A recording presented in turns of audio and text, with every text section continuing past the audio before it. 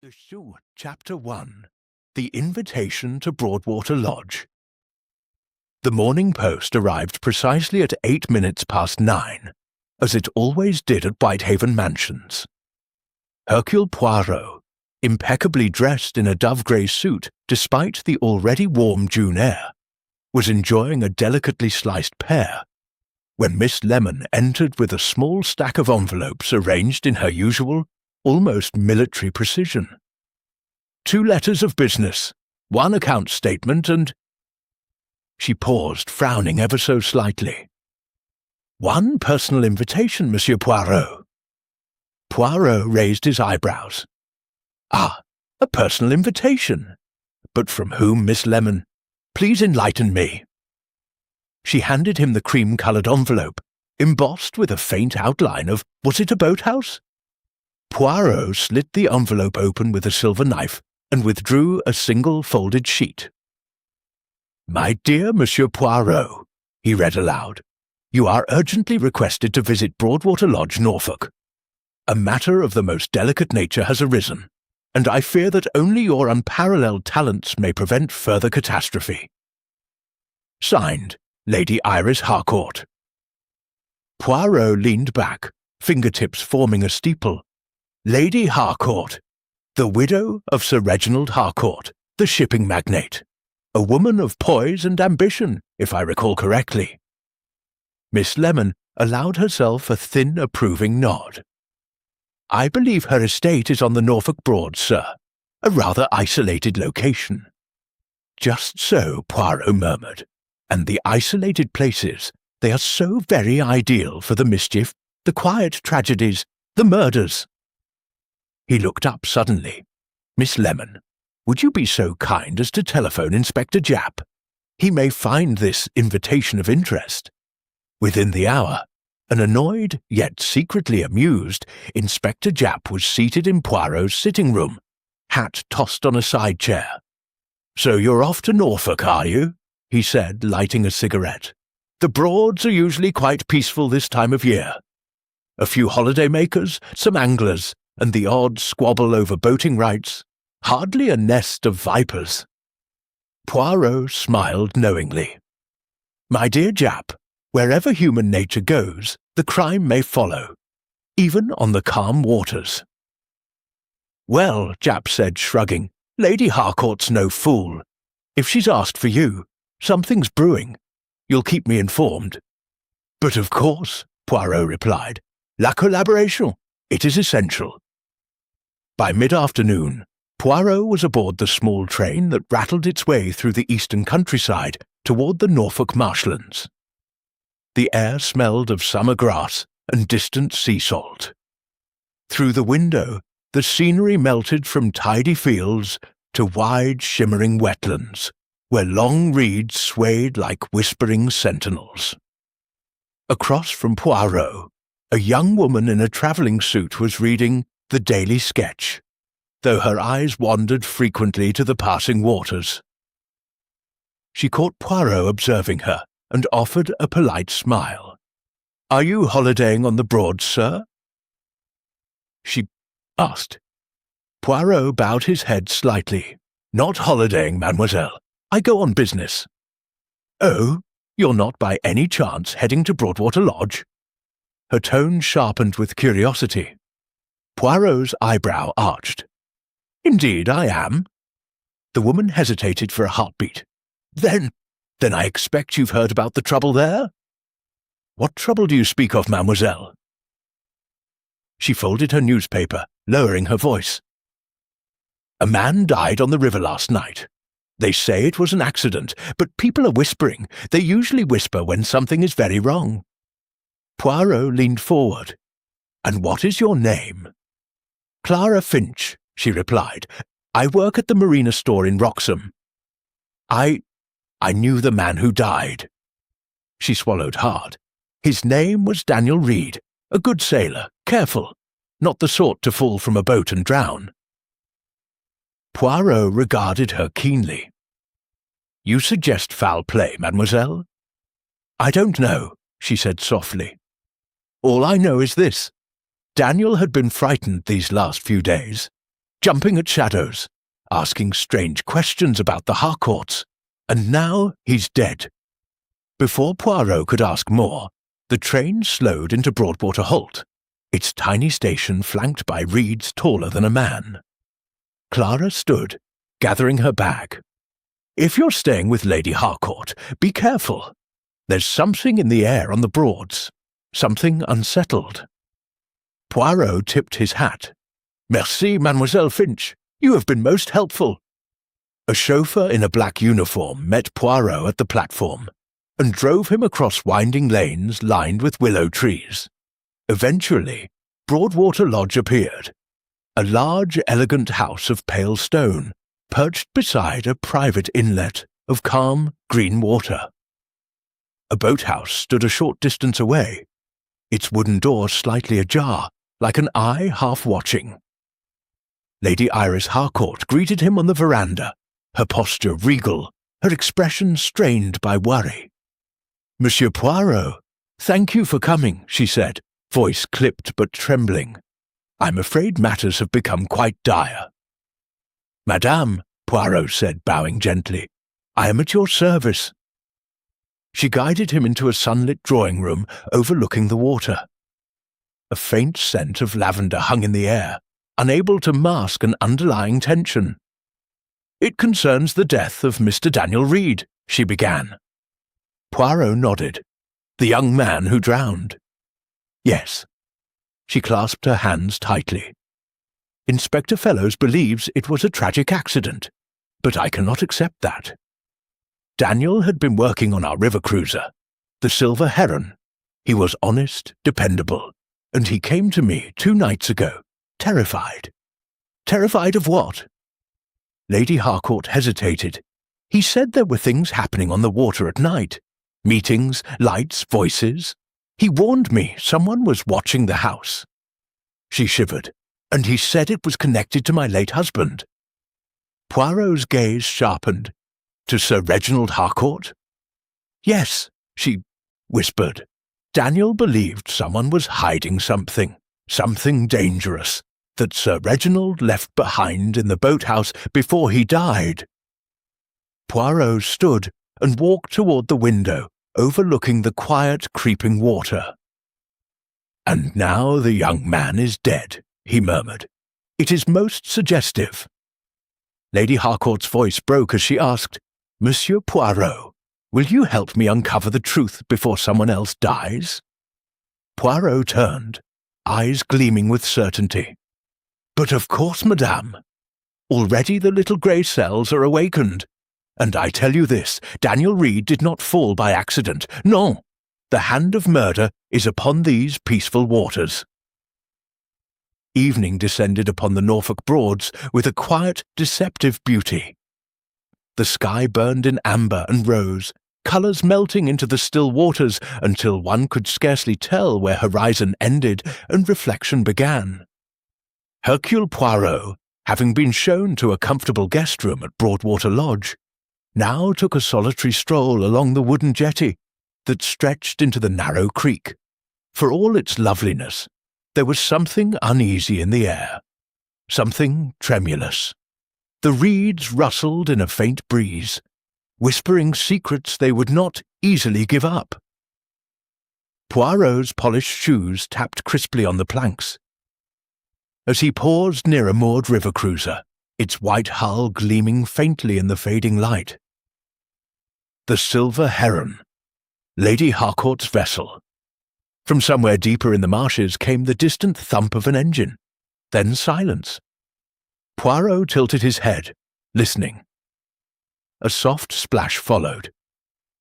Perhaps a bird taking flight, or something more deliberate?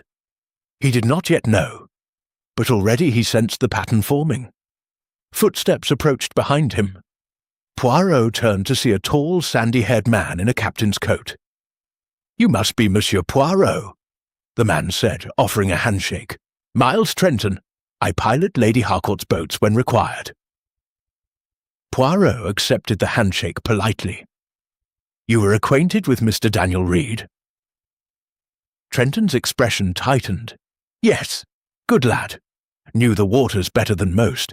dead now, and far too young for it. You believe, as Lady Harcourt does, that his death was not an accident. Trenton leaned one elbow against a mooring post.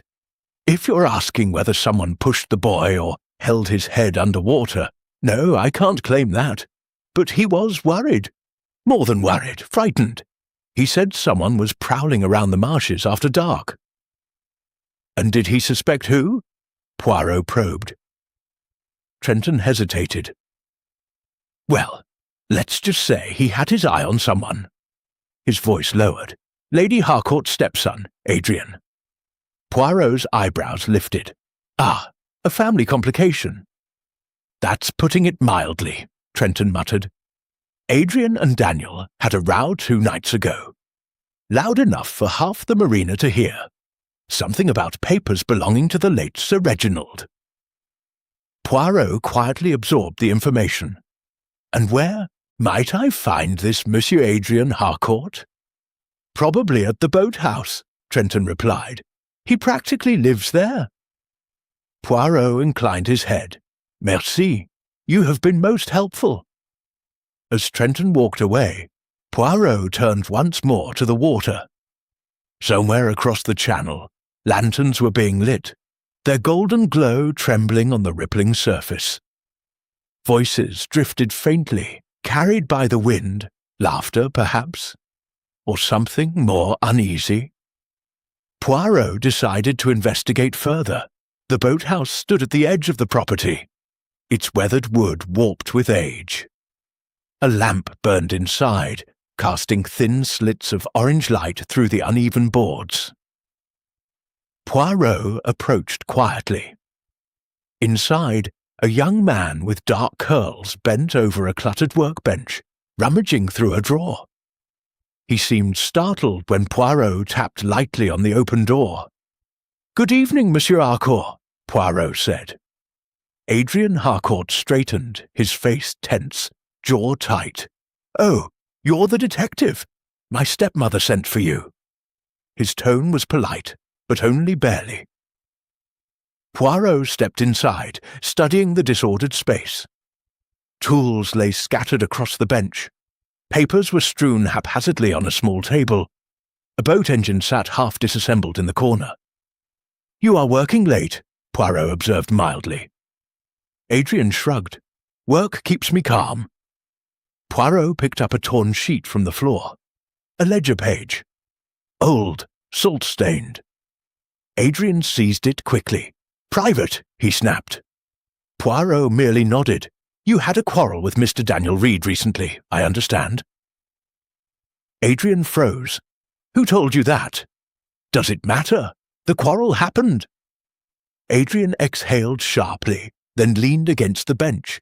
"It wasn't serious. He came here asking about some documents. Claimed my father had left something hidden in the boathouse. Ridiculous. My father was a shipbuilder, not a smuggler." Poirot's gaze sharpened. "No one suggested smuggling, Monsieur Harcourt." A flicker of alarm crossed Adrian's face before he masked it. "I'm sorry. I'm tired. Too much work, and too many questions." Poirot walked slowly toward the back wall. "Monsieur Harcourt, tell me, why was this door found unlatched this morning?" Adrian swallowed. "Because I forgot to bolt it. Is that a crime?" Poirot smiled. "Non, non, but it is curious. When a frightened young man dies and a boathouse door is left open, one cannot help but wonder what he feared might be inside." Adrian stepped toward him. "You think I killed Danielle?" Poirot met his gaze calmly. "I think you are hiding something, monsieur. Whether it concerns murder, I cannot yet say." Before Adrian could respond, a shrill whistle cut across the marshes. Poirot turned sharply. "Somewhere in the reeds?" A voice called out in panic. "Help! Somebody! Help!" Poirot and Adrian rushed outside, sprinting toward the narrow inlet. A lantern swayed wildly at the far end of the jetty, illuminating a figure kneeling beside. The water! Poirot arrived first. It was Clara Finch, the young woman from the train. Her face was ashen. Her hands were shaking. "Oh, Monsieur Poirot," she gasped. It's happened again." Poirot knelt beside her. "What has happened, mademoiselle?" Clara pointed at the river, where long dark ripples spread across the surface. "A boat," she whispered. "I saw someone rowing, but they collapsed into the water. They didn't come back up." Poirot gripped her shoulders. "You are certain of this?" "Yes," Clara cried. "I tried to call out, but they were gone." Adrian cursed under his breath. "Another drowning. Impossible." Poirot stood slowly. "No," he said. "Not impossible, but highly inconvenient for the murderer." Clara stared at him, trembling. "Do you think it's connected to Danielle?" Poirot eyed the widening circles on the water, his expression turning coldly analytical. "Every indication suggests it is." Adrian swallowed hard. "Should we get Inspector Fellows?" Poirot shook his head. "Not yet. First, I must examine the boat that drifted. Mademoiselle Finch, you said someone collapsed. Did you see their face?" "No," she whispered. "It was too dark, but—" Poirot turned sharply. "But what, mademoiselle?" Clara pointed toward the boathouse. "I saw someone watching from the reeds, someone tall and wearing a coat with a silver clasp that glinted in the lantern light." Poirot's eyes narrowed to slits. "A silver clasp? Like an oar pendant?" Clara nodded. Poirot breathed out slowly. "Then we have our first true clue. Hey, detective, quick question. Where in the world are you solving mysteries from? Drop your city in the comments. And if you want more twisted tales, hit that subscribe button, because tomorrow's case, it gets even creepier. Stay sharp. Chapter 2. A Body Drifting by Moonlight. A pale crescent moon hovered above the Norfolk Broads, casting long silver streaks across the rippling water. The marshes, silent and watchful, stretched out like a sleeping beast beneath the night sky. In the distance, an owl hooted, a lonely, haunting sound. Poirot, lantern in hand, walked steadily toward the inlet where Clara Finch had seen the shadowy figure sink beneath the water. Adrian Harcourt followed reluctantly, clearly unsettled, while Clara trailed behind, wringing her hands.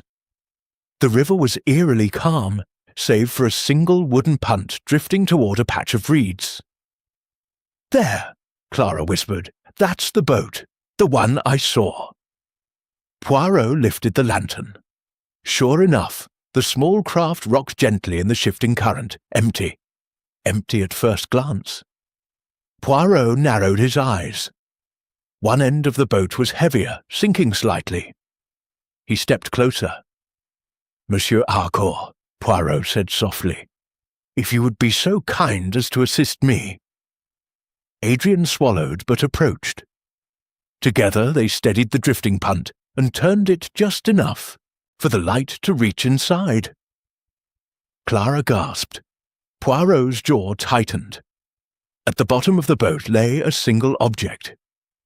A man's coat, dark, sodden, and heavy with river water. But what caught Poirot's attention most was the silver clasp fixed on its lapel. Engraved in delicate filigree, shaped unmistakably like a rowing oar. Clara clutched Poirot's arm. "That's it! That's the clasp I saw glinting." Poirot examined it carefully. "My friends," he murmured, "this is no ordinary coat. It belonged to a man of some refinement." Adrian stiffened. I've seen that clasp before." Poirot turned sharply. "Indeed? Where?" Adrian licked his lips.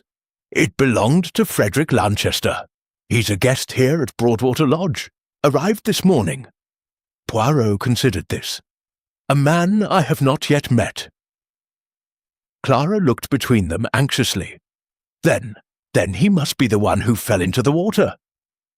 Poirot raised a finger. Perhaps the murderer wishes us to think so." He lifted the coat from the boat with careful precision, as though handling an explosive. The water dripped onto the planks in rhythmic splashes. "Monsieur Harcourt," Poirot said, "fetch a pole. We will search the immediate area for a body." Clara shivered.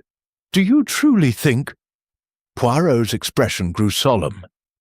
"It is rare that a coat drifts without its owner, unless he has no further need of it." The three of them moved along the bank, lantern light flickering against the reeds. The marshes swallowed sound, making each whisper and footstep feel dangerously close. Poirot swept the beam in wide arcs along the water. At first, nothing. Then a pale shape floated between the reeds. Clara screamed. Adrian cursed under his breath. Poirot waded into the shallow edge, stopping only when the cold water reached his polished shoes. He extended the pole. The shape slowly turned. A face emerged, white as porcelain beneath the moon. A man lay, half submerged, his eyes half open, his limbs limp, the black hair fanned in the water like riverweed. Poirot exhaled softly. "Yes, that will be Monsieur Frederick Lanchester." Adrian clamped a hand over his mouth. "He's dead." Poirot nodded grimly. "Oui, and recently." Clara stepped back, trembling violently. Poirot gently drew the body closer with the pole until Adrian, pale but steady, reached down to help lift it onto the riverbank. Poirot knelt beside the corpse. The cause of death was instantly clear, a brutal indentation on the side of the skull. Clara gasped. "That isn't drowning." "No," Poirot said softly. "This man died before he entered the water." He examined the man's hands, one held tightly clenched, fingers stiff. Poirot leaned in. "What have we here?" he murmured. He carefully pried open the hand using his handkerchief. Inside the curled fingers was a scrap of torn cloth, a fragment of coarse, dark material. Poirot lifted it to the lantern. "Monsieur Harcourt, does this fabric look familiar?" Adrian frowned. "It looks like my boating jacket." Clara stared at him in horror. Poirot said nothing for a long moment. Then he spoke very quietly. "Two deaths on the Broads, both young men, both connected to the Harcourt family, one as your employee, the other as your guest." Adrian backed away, shaking his head. "No, you can't think I didn't kill anyone. Daniel was a friend, and Lanchester, I barely knew him." "Yet he held a scrap of your jacket as he died. It could have torn accidentally," Adrian insisted. "I've been in and out of the boathouse all day." Poirot straightened slowly. "There is something else," he said. "Something that troubles me greatly." Clara, still trembling, looked up. "What is it, Monsieur Poirot?" Poirot gestured to Lanchester's coat, the one found in the drifting boat. "You see, the coat is soaked through, but when a man falls unexpectedly into the water, his coat is the first thing he struggles to remove, if he does not drown immediately. Yet this coat was neatly folded, as though someone placed it in the boat afterward." Clara whispered, "Meaning he didn't fall?" Poirot nodded, "Meaning he never entered that boat alive." Adrian's face drained of colour. "Then the killer staged it." Poirot smiled faintly. "At last, monsieur, you begin to use the little grey cells." "We must inform Inspector Fellows," Clara said urgently. Poirot lifted a hand. "In a moment. First, I wish to search the man's pockets." Adrian glanced away as Poirot carefully examined the dead man's clothing. Inside the inner pocket, Poirot found a wet envelope sealed, fragile, the ink smudged. "What is it?" Clara whispered. Poirot held it to the lantern. "Addressed," he murmured, "to Lady Iris Harcourt." Adrian started violently. "To my stepmother. But why would Lanchester write to her?" Poirot said nothing. Not yet. He carefully placed the letter in his own pocket to dry. Then he looked at the dark, silent marshes, water shimmering like rippling obsidian. "The murderer," he said softly, "is growing bolder. 2 deaths in 2 nights. A pattern is forming." He turned to Clara. "You said earlier that Daniel Reed was frightened, that he believed someone was watching the house." "Yes," she whispered. Poirot nodded slowly. He was right. The 3 stood in silence as the moon climbed higher, casting its cold light over the lifeless body. Poirot finally spoke. "Tomorrow morning I shall examine the boathouse. Something is hidden there, something worth killing for." Adrian swallowed. "And what about us?" Poirot stared at him with dark, penetrating eyes. "You, monsieur, must be cautious, for if the murderer tore your jacket once, he may try to tear far more next time." Clara shivered violently. Poirot turned toward the house. "Come, this night has given us many clues, but also one immense question." Clara mustered her courage. "What question, Monsieur Poirot?" Poirot's voice dropped to a whisper, almost lost in the rustling reeds. "Why was Frederick Lanchester murdered, wearing another man's coat?" Morning sunlight crept over the Norfolk marshes in delicate strokes of gold, turning the waterways into shimmering ribbons that glided between the reeds. Though the day began with a deceptive calm, the tension inside Broadwater Lodge simmered like a kettle on the brink of boiling. After the grim events of the night, Inspector Fellows arrived promptly at 7 o'clock, a stout, brisk man with a clipped moustache and a firm belief in common-sense policing. He was not thrilled to see Hercule Poirot in command of the facts. "Well, Poirot," Fellows barked as they walked toward the jetty, "it seems another young man managed to fall into the water. Clumsy lot, these boating types." Poirot gave him a long, pitying stare. "Inspector, if you believe Monsieur Lanchester simply fell, you should not be policing a village pond, let alone the Norfolk Broads." Fellows flushed. "You've already decided it's murder?" Poirot stopped at the water's edge. "Inspector, regard. Lanchester was struck on the head with a blunt instrument before entering the water. And the coat found was not his. The murderer wishes to confuse us, but he has failed." Fellows frowned. "Failed how?" Poirot smiled thinly. "You shall see. Come."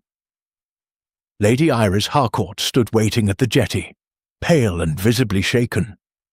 Her hands were clasped tightly in front of her, as if any moment they might tremble uncontrollably.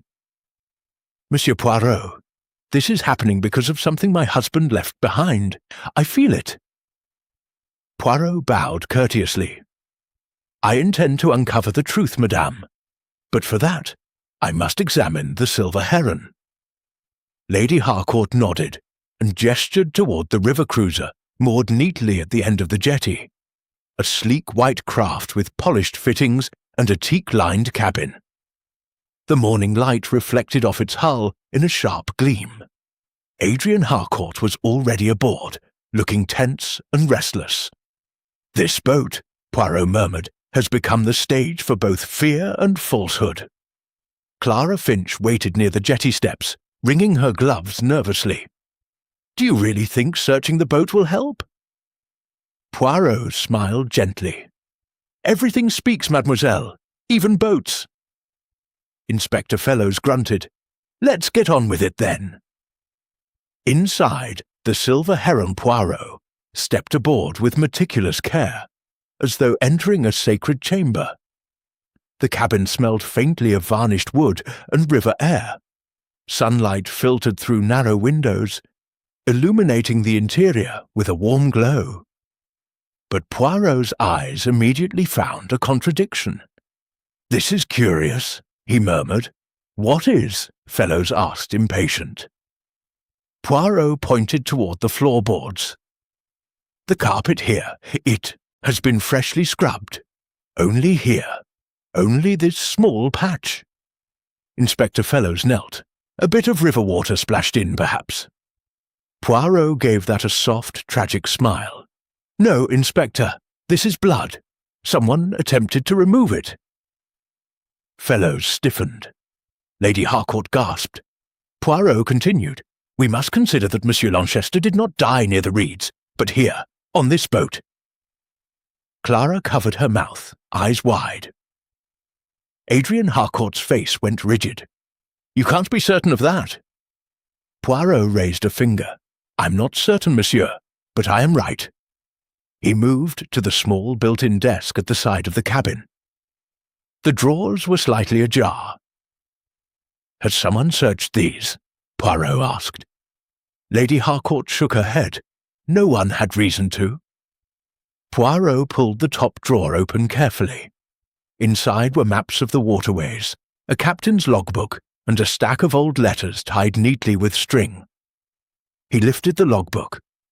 Its pages were filled with Sir Reginald Harcourt's careful handwriting, entries documenting boat trips, visitor names, and weather notes. Poirot flipped to the last recorded entry. His eyebrows rose. "July 4th, he read aloud. "Met with FL at midnight. Discussed the matter of the package. Must ensure it remains hidden until safe to retrieve." Clara's jaw dropped. "FL, Frederick Lanchester." Adrian muttered, "This is impossible." Poirot tapped the page. "This suggests Monsieur Lanchester met Sir Reginald many times, and they had business together. Secret business." Inspector Fellows crossed his arms. So the dead man blackmailed him, or wanted something from the estate. Poirot shook his head. "I do not believe so. Sir Reginald was a man of secrets, but Monsieur Lanchester? He was cautious, perhaps fearful. That envelope in his pocket, the letter addressed to Lady Harcourt, what did it contain? A warning? A confession?" Lady Harcourt whispered, "You haven't opened it yet." Poirot nodded. "I waited until now." He produced the damp envelope, now dried but fragile. Carefully, he slit it open. Inside was a single sheet of paper, still readable. He read it silently at first. His eyes narrowed, then widened, then narrowed again. Inspector Fellows nearly jumped. "Well, what does it say?" Poirot read aloud, "Lady Harcourt, if anything happens to me, know this. Your husband's package still lies where he hid it. Someone close to the family knows the truth. Do not trust Adrian." A stunned silence fell. Clara stared at Adrian. Lady Harcourt swayed. Adrian shouted, "This is absurd! A lie!" Poirot studied him calmly. "Is it, monsieur? You had access to the boathouse. You argued with both men recently." Adrian stepped forward, face burning red. "He was lying to stir trouble. I never touched him." Poirot's gaze flicked toward the river. "Then perhaps," he said quietly, "we should consult someone who does not lie." Inspector Fellows snorted. "Who's that?" Poirot pointed to a small object lodged behind a cupboard panel. A latchkey. He retrieved it and examined it. An engraving ran along the metal. "BH, East Locker." Poirot's voice sharpened. "The boathouse locker, east side." Adrian paled. Poirot turned to Fellows. "Inspector, a man has died protecting a secret. Another died discovering it. Now, we go to see if the murderer left us anything in that locker." Clara whispered, "Do you think the package is there?" Poirot shook his head slowly. "The murderer is clever, but not clever enough to escape the truth. Whatever Sir Reginald hid, it is connected to both deaths."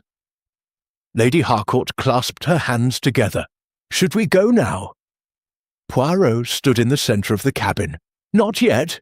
"Why not?" Fellows demanded. Poirot's voice was soft, deadly calm. "Because before we leave this boat, we must ask ourselves, why was Frederick Lanchester murdered wearing Adrian's coat, yet still carrying a letter that accused him?" Adrian blurted, "I don't know."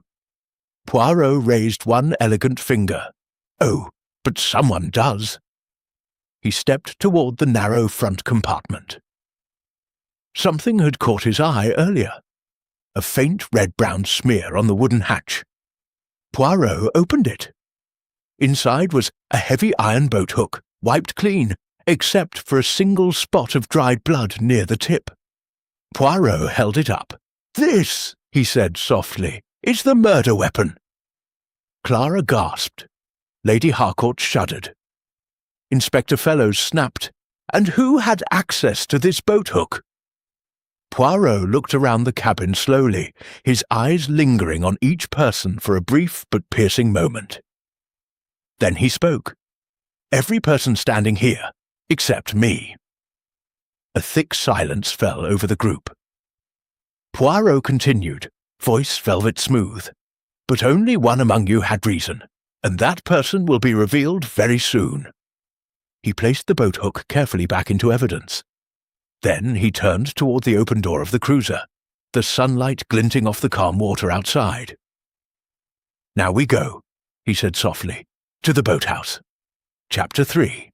The Lady with the Silver Oar Pendant. The walk from the Silver Heron to the boathouse led Poirot, Inspector Fellows, Clara Finch, Adrian Harcourt and Lady Iris through a narrow path flanked by tall, whispering reeds. The morning sun had climbed higher, though the air remained curiously cool, as though the marshes absorbed warmth and kept their secrets close. As they approached the boathouse, Poirot slowed.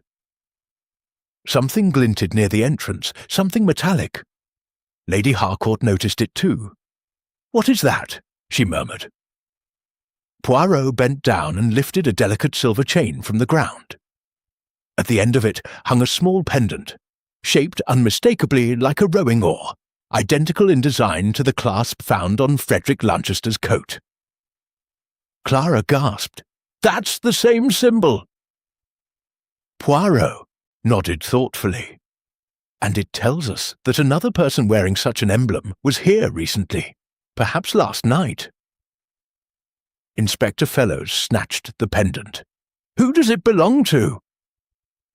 Lady Harcourt stepped forward, her face tightening.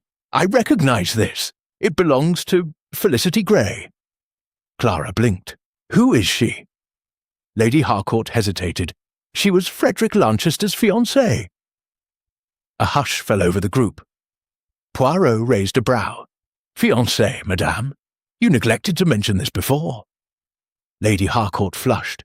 "I did not think it important. Besides, Felicity arrived only yesterday evening. After you had gone to your rooms, I assumed she knew nothing." Poirot tapped the pendant gently. "She knew enough to leave this behind, in the dead of night." Adrian muttered, sounding more suspicious by the minute. Poirot cast him a mild look. "Suspicion is a weed that grows rapidly, monsieur. Often it grows in the wrong direction." He pocketed the pendant. "Come, let us see what Sir Reginald hid." Inside the boathouse. The boathouse interior was dim, with dust dancing in the slivers of sunlight that seeped through the wooden boards. Tools hung neatly on walls, though a few had recently been disturbed. Some shifted, others dropped onto the floor. Poirot went straight to the east wall. The key in his hand matched perfectly with a small brass locker. He turned it slowly. The lock clicked softly. Inside lay a long metal box, about the length of a rifle case but narrower. Burnished, heavy-looking. Lady Harcourt took a sharp breath. "That belonged to my husband." Inspector Fellows leaned closer. "Well, open it." Poirot lifted the box onto a nearby bench. The metal was cold, almost unnaturally so. With a firm motion, he slid back the latch. Inside were a stack of old letters, a journal bound in black leather, and a sealed envelope, thicker than the one found on Lanchester's body. Lady Harcourt looked at the letters with trembling hands. These are addressed to me." Poirot nodded. "You may read them later, madame. For now, I am interested in the journal." He lifted it carefully. The cover bore an embossed mark, Harcourt Shipping and Marine Research. Poirot opened to the first page. His eyes flicked rapidly across the neat writing. "Mon Dieu," he whispered. "So that is it." Inspector Fellows leaned forward. "What? What have you found?" Poirot read aloud. "The government must not discover the new design. It would be used for war, not exploration. Lanchester is the only one I trust with the prototype. Should anything happen to me, he knows where to hide it." Adrian's face twisted. "Prototype? What prototype?" Poirot flipped another page. The sketch inside showed the outline of a specialized rivercraft, small, fast, and able to navigate extremely shallow water without noise. Clara murmured, "A stealth boat." Poirot nodded. "A dangerous invention in uncertain times."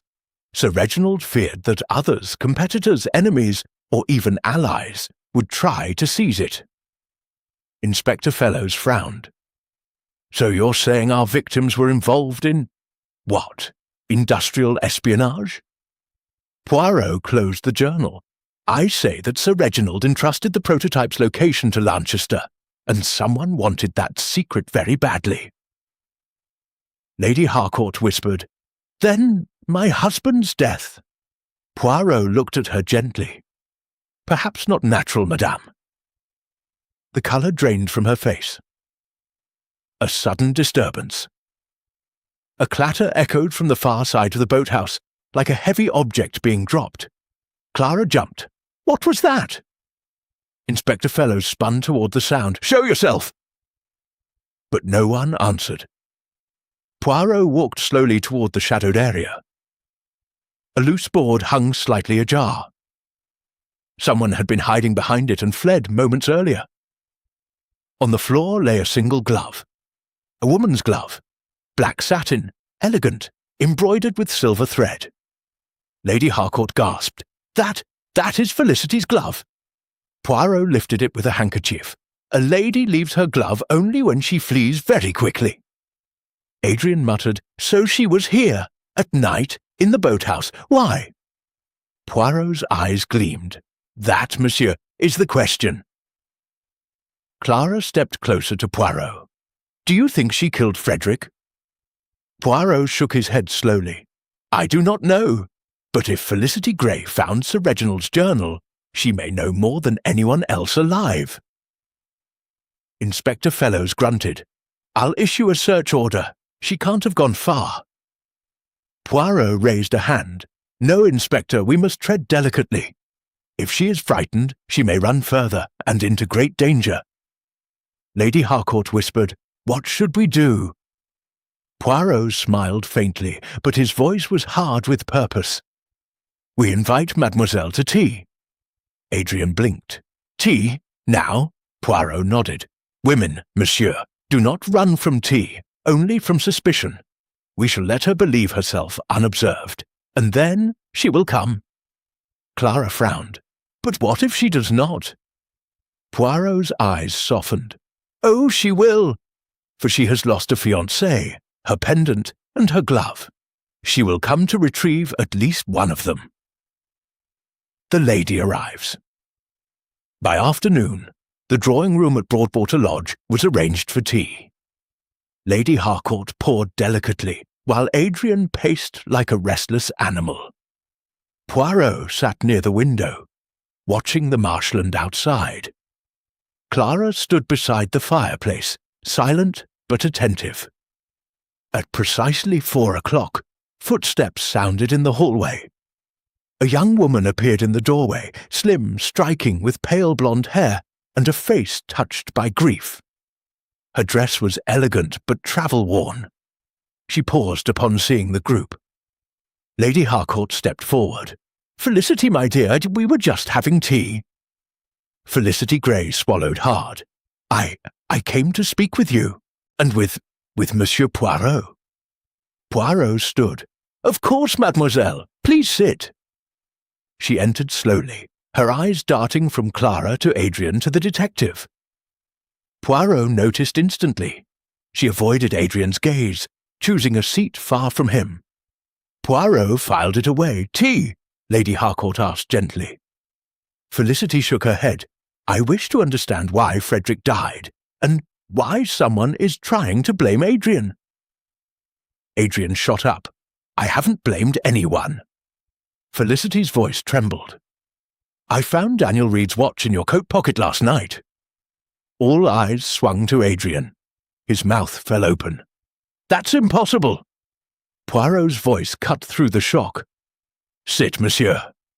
Adrian sat, shaking. Clara muttered, "This is getting worse and worse."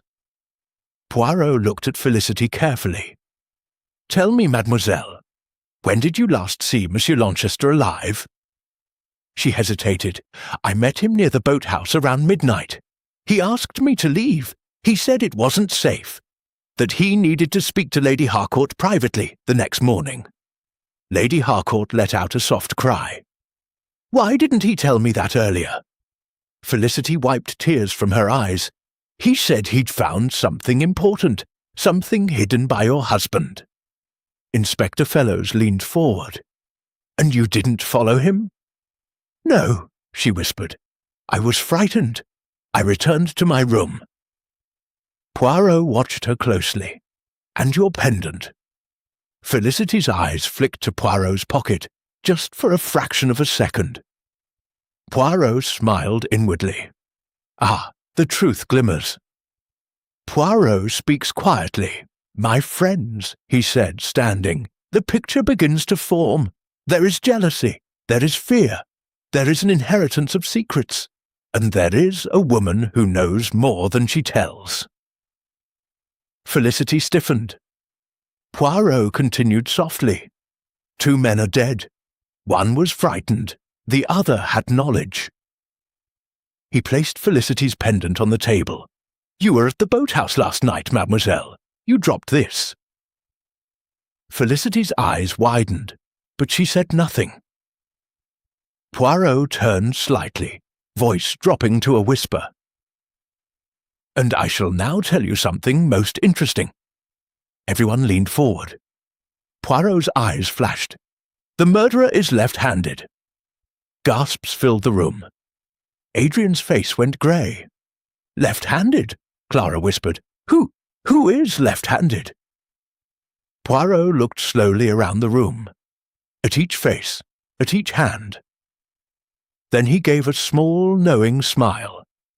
"That, mes amis, we shall discover very soon."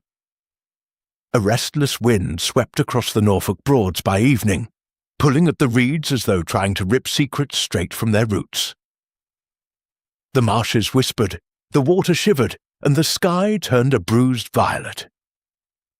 A storm threatened, but Hercule Poirot knew the true storm was already raging within Broadwater Lodge. After the heavy revelations in the drawing-room, Poirot insisted on one thing: a walk, not a leisurely one, but a purposeful journey back toward the river banks. "Monsieur Poirot," Clara Finch said anxiously as she followed him along the narrow path, "should we not wait until morning? It's near dusk." "And dusk, mademoiselle," Poirot replied, "is when truth tiptoes from its hiding places. It is the hour of clarity." Inspector Fellows grumbled behind them. "You're dragging us back to the marshes for footprints or fairy dust."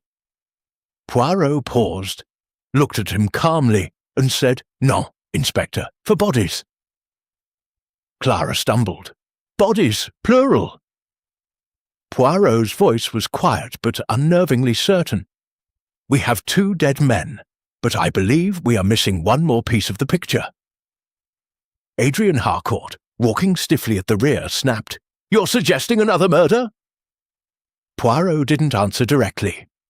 Instead, he raised his lantern as they reached a small, hidden trail, branching from the main path. "This is where mademoiselle saw the shadowed figure," he said, "the one wearing Frederick's coat." Clara nodded nervously. "Yes, it was here. I'm sure of it." Poirot moved slowly into the reeds, sweeping the lantern in wide arcs.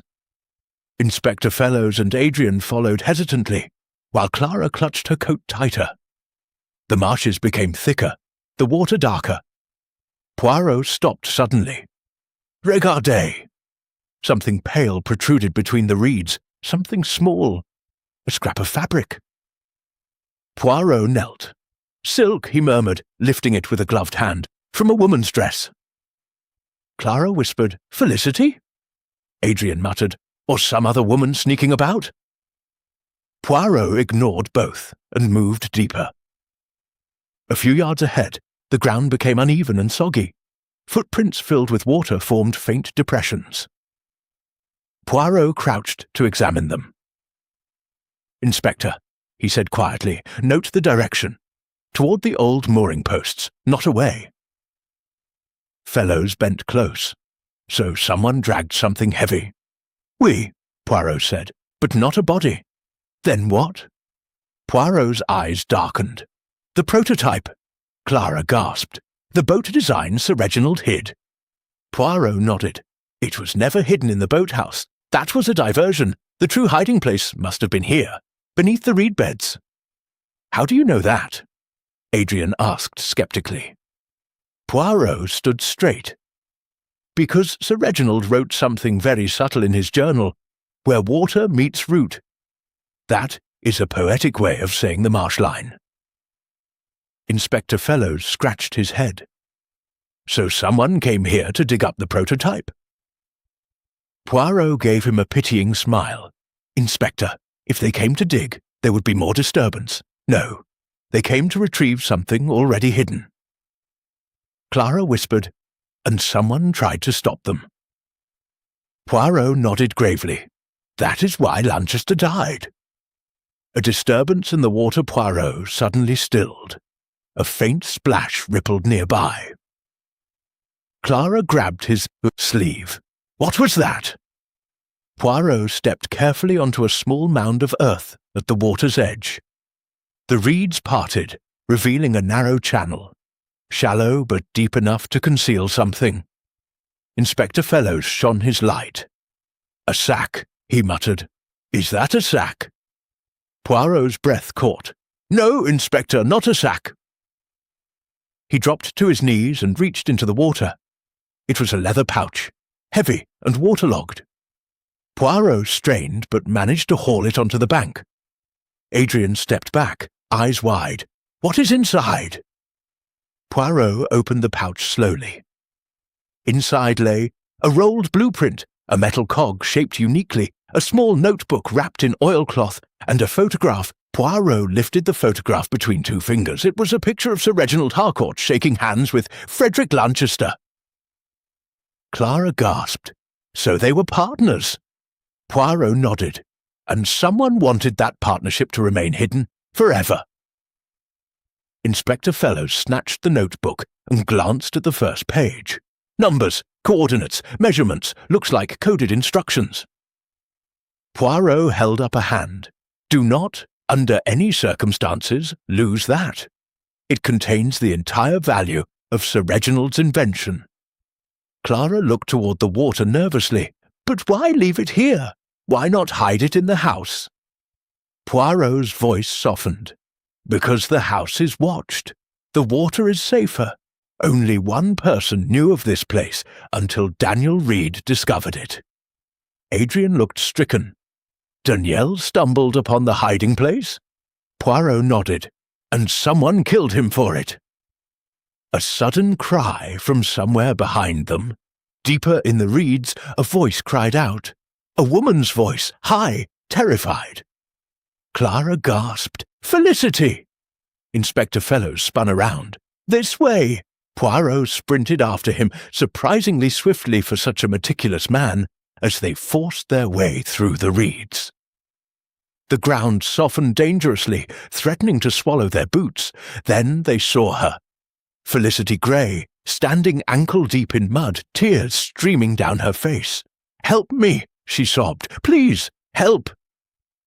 Poirot reached her first. "Mademoiselle, what has happened?" She clutched his arm. "I found something. I came to look for Freddie. I thought maybe he left something for me, but instead—" She pointed toward a dark shape lying partially hidden beneath a cluster of reeds. Inspector Fellows approached cautiously, lantern raised. "That's another body!" Clara shrieked. Adrian swore under his breath. Poirot knelt beside it. The man lay face down, his clothes torn, his boots caked with mud. Poirot gently rolled him over. Clara covered her mouth in horror. Inspector Fellows whispered, "Good God!" Poirot's expression grew grim. The man was Arthur Briggs, a local mechanic who worked occasionally at the marina. Clara whispered, "I knew him. He was harmless." Poirot examined the wounds. He shook his head. He was not killed here. His body was dragged. Adrian shivered. Dragged from where? Poirot looked toward the water. From the hiding place. Inspector Fellows frowned. But why him? Poirot's eyes gleamed with insight. Because Briggs must have discovered the pouch before we did. He was trying to steal it, and the murderer stopped him. Clara whispered, horrified, "So the killer is still here." Poirot stood slowly. "Oh yes, mademoiselle. The murderer is here, very close, watching." Felicity gasped, stepping closer to Poirot. "So Frederick suspected someone. Daniel found the hiding place. Briggs tried to steal the prototype, and all of them." Poirot nodded solemnly. "All silenced, because one person wants to claim Sir Reginald's invention for themselves." Inspector Fellows muttered, "We should return to the lodge, question everyone again." Poirot raised a finger. "No, Inspector. First, we return the pouch to its true place. Let the murderer believe it remains hidden. Then we shall let them reveal themselves." Adrian blinked. "Reveal themselves how?" Poirot smiled, a thin, razor-sharp smile. "Murderers grow desperate when they fear time is running out. They take risks, and tonight this murderer shall make the greatest mistake of all." Clara shivered. "What mistake?" Poirot whispered, "They will come for the pouch." A sudden boom of thunder echoed in the distance. The reeds rustled violently. The marshes seemed to close in. Poirot looked at each face, illuminated by the lantern's trembling glow. "The truth lies beneath these reed beds," he said softly. "But tonight, the murderer must show their hand, and when they do—" He tapped the oilcloth notebook in the pouch. "I shall know exactly who it is." Chapter 4. A most inconvenient alibi. Rain struck the windows of Broadwater Lodge with a relentless patter as the storm broke over the Norfolk Broads. Lightning illuminated the watery landscape, and thunder rolled like distant cannon fire. Inside the drawing room, however, the storm was human, emotional, and dangerously close to breaking point. Felicity Grey sat on the settee, shivering despite the blazing hearth. Her pale hair clung damply to her cheeks. Clara Finch poured her a cup of tea with trembling hands. Lady Iris paced near the mantelpiece, wringing her handkerchief. Adrian Harcourt stood apart, arms folded, jaw tight. Inspector Fellows hovered like a watchful hawk. Poirot remained seated, perfectly composed, fingertips pressed together, eyes bright with analytical fire. "Mademoiselle Grey," Poirot began, "this is now the safest place for you. But we must talk about your whereabouts last night." Felicity took a shaky breath. "I told you. I was in my room."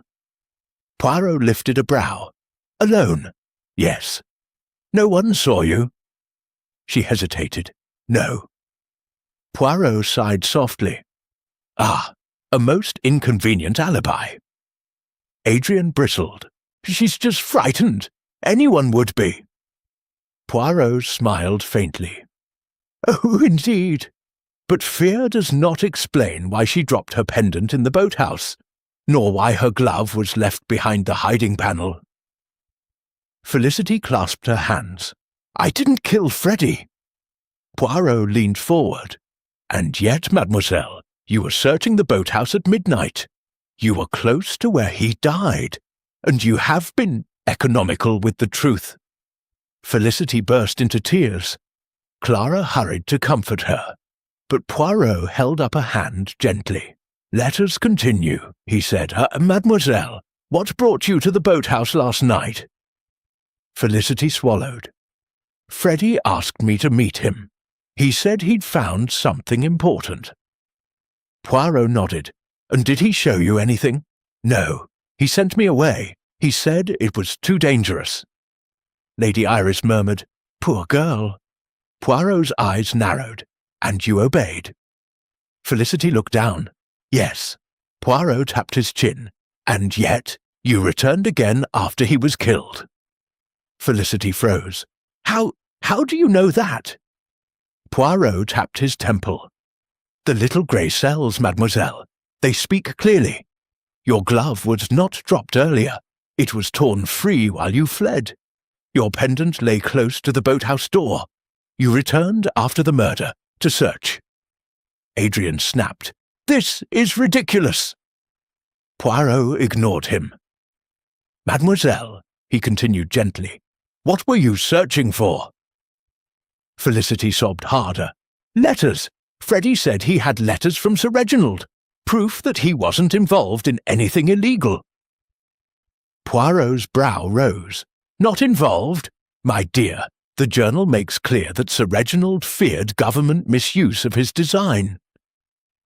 He trusted Lanchester, yes, but that trust places Lanchester at the centre of dangerous dealings." Felicity shook her head. "No, you don't understand. Freddie wasn't trying to steal anything. He was trying to protect Sir Reginald's work. He was loyal." Poirot regarded her with renewed interest. "Loyal? To whom, mademoiselle?" Felicity's eyes dropped again. Poirot's gaze sharpened. "Were you engaged to marry him for love or for obligation?" Felicity stiffened. I loved him." Poirot nodded slowly. "And yet he planned to send a warning to Lady Harcourt without you." The room fell silent. Lady Iris's eyes widened. "You think he kept secrets even from her?" Poirot answered quietly. "Frederick Lanchester trusted very few people, and I fear he trusted the wrong one." Felicity whispered, "What do you mean?" Poirot didn't answer yet. Poirot turns to Adrian. Poirot shifted his gaze. "Monsieur Harcourt," he said softly, "your turn." Adrian drew himself up defensive. "I've already told you everything." Poirot's expression remained politely disbelieving. "Indeed? Then explain this. Why was Daniel Reed's watch found in your coat pocket?" Adrian looked stricken. "It was planted." "By whom?" I don't know." Poirot continued calmly. "Daniel argued with you the night he died. Witnesses heard him shout that you knew the truth about the marshes." "What truth was he referring to?" Adrian swallowed. "He was paranoid. He kept imagining someone was following him." Poirot tilted his head. "And was someone following him?" Silence dropped like a stone. Inspector Fellows pressed. "Were you following Reed, Harcourt?" Adrian clenched his fists. "No! He was my friend, I swear it." Poirot stood. "Monsieur, the only torn scrap in Lanchester's hand was from your jacket. If you did not kill him, then how did that scrap get there?" Adrian's face twisted. "I've been honest. Why won't anyone believe me?" Poirot said quietly, "Because each fact you give contradicts another." Lady Iris speaks. At last, Lady Harcourt stepped forward. Her voice shook. "Poirot, this cannot continue. My stepson is innocent. I know it." Poirot regarded her gently. "Madame, innocence is not known. It is proven. And at present, Adrian lacks proof." Lady Iris's eyes filled with tears. "Then what do you suggest?" Poirot's face hardened. "I suggest we examine your alibi."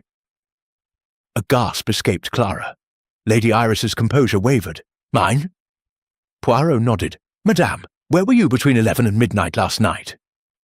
I was in my room." "And can anyone confirm this?" She hesitated. "No." Poirot sighed. "Another inconvenient alibi." Inspector Fellows narrowed his eyes. "You're not suggesting—" Poirot cut him off. "I suggest nothing. I merely observe." But inwardly, he knew the truth. Lady Iris Harcourt was lying badly. Clara's turn. Poirot turned his gaze to Clara. "Mademoiselle Finch, you saw the figure wearing Frederick's coat. You saw them collapse. You saw them flee, but tell me, did you see their face?" Clara looked terrified. "No, I swear it." Poirot nodded. "And yet, your description was remarkably specific. The coat, the posture, the speed." His eyes sharpened. "Were you truly as far away as you claimed?" Clara swallowed nervously. I only said what I saw. Or what you wished others to believe you saw." Clara's eyes welled up. "I'm not a liar." Poirot leaned in.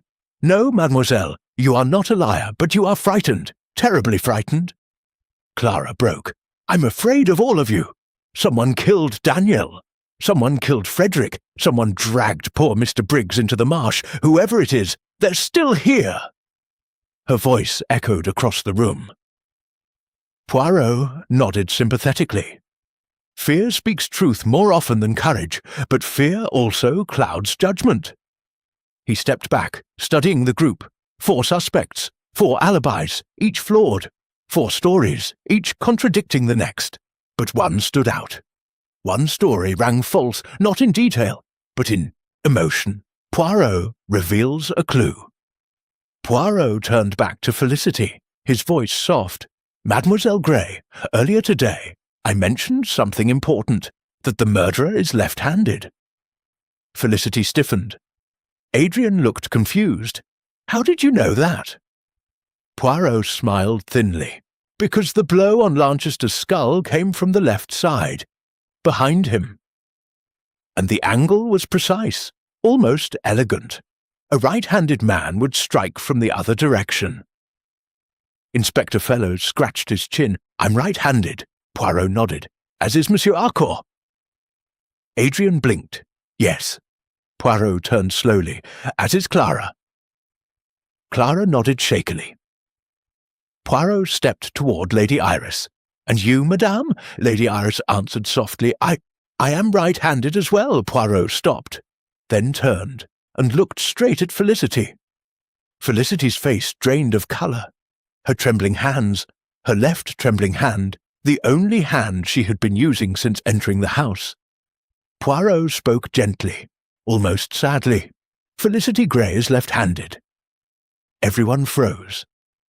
Thunder cracked outside.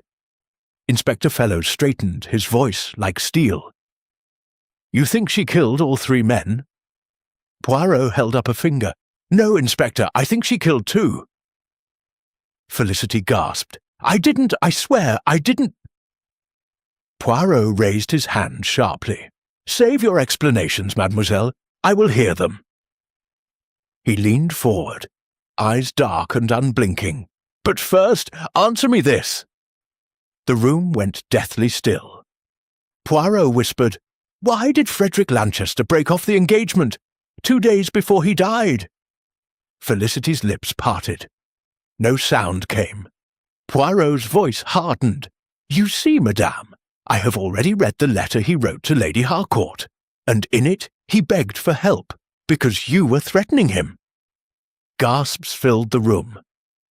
Felicity collapsed into the settee, trembling violently. Poirot stood over her. "Now, mademoiselle, it is time you told us everything." The storm unleashed its full fury over the Norfolk Broads. Wind shrieked past the windows like a living creature, rattling the panes. The lights flickered. Rain battered Broadwater Lodge so violently that even Inspector Fellows glanced toward the door, as though expecting it to fling open. But the real storm was inside the drawing room. Felicity Gray sat trembling on the edge of the settee, her wet blonde hair clinging to her cheeks, eyes red from crying. Her hands, especially her left hand, shook uncontrollably. Poirot stood before her, stern but not unkind. "Mademoiselle," he said softly, "we are not here to condemn you. only to understand. Felicity swallowed hard. I didn't kill Freddy. I could never have hurt him. Poirot's gaze intensified. And yet he feared you, did he not? No, she cried. You're wrong. Then why did he break off the engagement 2 days ago? Felicity's face crumpled. She buried her face in her hands. Because he found out about my brother. Clara's eyes widened. Your brother? Felicity nodded miserably. Graham. He's in debt. Horrible debt. Gambling, drinking, you name it. He begged me to help him. He wanted me to use my position with Frederick to gain access to the Harcourt designs, something to sell. Poirot nodded gravely. And so Frederick discovered your brother's intent. Felicity sobbed harder. Yes, he confronted me. He said he loved me, but he couldn't trust me anymore. He said he needed to speak with Lady Harcourt about my situation. I was terrified. I thought he'd expose Graham, ruin him. Poirot spoke gently. Fear drives many to foolish actions, mademoiselle. But I didn't kill him, she said, voice cracking. I swear it. Inspector Fellows leaned in. But you were out there, at the boathouse. Yes, she whispered, because Freddy asked me to meet him. I went, but he told me to go back. I did, but I followed him again later. I wanted to apologize. Her breath trembled. But by then, he was already dead. Poirot nodded, as if filing away her confession. And the glove? The pendant? Felicity wiped her eyes. I must have dropped them when I ran. I panicked. Clara touched her arm sympathetically. You poor thing. Poirot raised a finger. But tell me, mademoiselle, what did you see? Felicity stiffened. I saw someone moving through the reeds. Did you recognize them? No. Her voice wavered. But they were tall and wearing a coat. That is vague, Poirot said quietly. But we shall return to it. He stepped back, folding his arms. Mademoiselle Gray, your secrets are many, but murder is not one of them. A collective sigh rippled through the room. Adrian looked stunned. So, she's innocent? Poirot nodded. Innocent of murder, yes. Inspector Fellows scowled. Then why point to her as left-handed? Poirot smiled slightly. To see how she would react. Her reaction was fear, not guilt. Lady Iris exhaled in relief. Then who? Poirot lifted a hand. The murderer will reveal themselves very soon. A violent clap of thunder shook the entire house. Poirot wishes to inspect the water. Poirot walked to the window and stared at the storm-lashed water. The murderer is clever, he murmured. They use the water as their accomplice, letting it wash away footprints, mislead through drifting objects, disguise the time of death. Adrian stepped forward. Poirot, do you truly think someone here killed Freddy, Danielle? Poor Briggs. Poirot turned slowly. I do not think it, monsieur. He paused. I know it. A silence, heavier than the storm, fell. Clara whispered, But who? Who had the chance? Poirot raised his lantern. The killer had the strength to wrestle 3 men, the knowledge of the waterways, the access to the prototype, and most of all, he pointed to the hearth where wet footprints had dried into faint streaks. Someone who walked in here last night, soaked to the bone. Lady Iris gasped. Who would? Poirot turned slowly. Someone who claimed to be in their room all night, but whose shoes were still damp when I saw them this morning. Felicity trembled. Clara stared. Adrian froze. Inspector Fellows looked around sharply. Poirot inhaled slowly. Lady Iris Harcourt. The room went dead silent. Lady Iris swayed, her hand flying to her chest. Poirot, she whispered, have you lost your mind? Poirot stepped closer.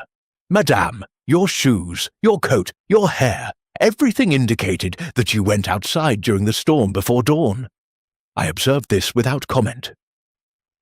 Lady Iris stammered. I only stepped out for air. I couldn't sleep. Poirot shook his head gently. No, madame, you are not taking air. You are hiding evidence, Clara gasped. Inspector Fellows strode toward Lady Iris. Is this true? But Poirot stopped him with a gesture. Her guilt is partial. Her role is tragic. Adrian choked. Stepmother, please, tell them the truth. Lady Iris's eyes filled with tears. I tried to protect this family, to protect Reginald's legacy. I knew about the prototype, but I never hurt anyone. Poirot nodded. That, I believe. You did not kill Daniel Reed. You did not kill Frederick Lanchester. You did not kill Arthur Briggs.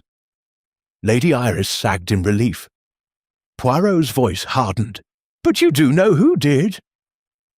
Lightning cracked outside, blinding the room for a heartbeat. Lady Iris swayed. Her lips trembled. Poirot spoke softly.